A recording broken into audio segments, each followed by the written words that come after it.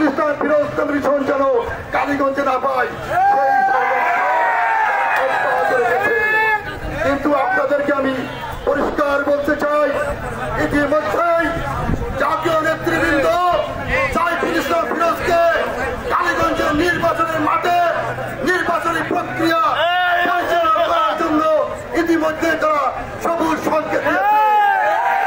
সেই কারণেই আজকে তারা আবার নতুন করে ষড়যন্ত্র করছে সাইফুল ইসলাম ফিরোজ যেন নমিনেশন না পায়, আর যদি নমিনেশন পেয়ে যায় তাহলে যেন পাশ না করতে পারে। সারা দেশে বিএনপি জয়লাভ করুক, কালীগঞ্জে যেন সাইফুল ইসলাম ফিরোজ পাশ করতে না পারে। এই কারণেই আজকে তারা এই ষড়যন্ত্র করছে।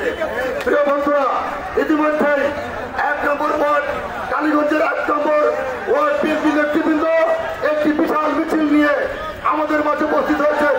আমরা সকলকে আমরা মিছিলকারীদেরকে ধন্যবাদ জানাই। 1 নম্বর ওয়ার্ড বিএনপি নেতৃবৃন্দকে আমরা ধন্যবাদ জানাই।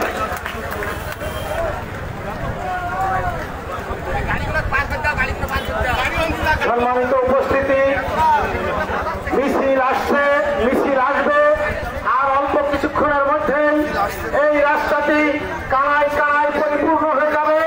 তারপর আমাদের নেতা আজকের এই সমাবেশের প্রধান অতিথি জাতীয় একাদশ জাতীয় সংসদ নির্বাচনের বিএনপি মনোনীত প্রার্থী বিএনপির ভারপ্রাপ্ত চেয়ারম্যান তারেক রহমানের আস্থাভাজন নেতা সাইফুল ইসলাম ফিরোজের নেতৃত্বে এই মিছিলটি সারা কালীগঞ্জের গুরুত্বপূর্ণ সড়ক প্রদক্ষিণ করে এই জায়গায় এসে শেষ হবে।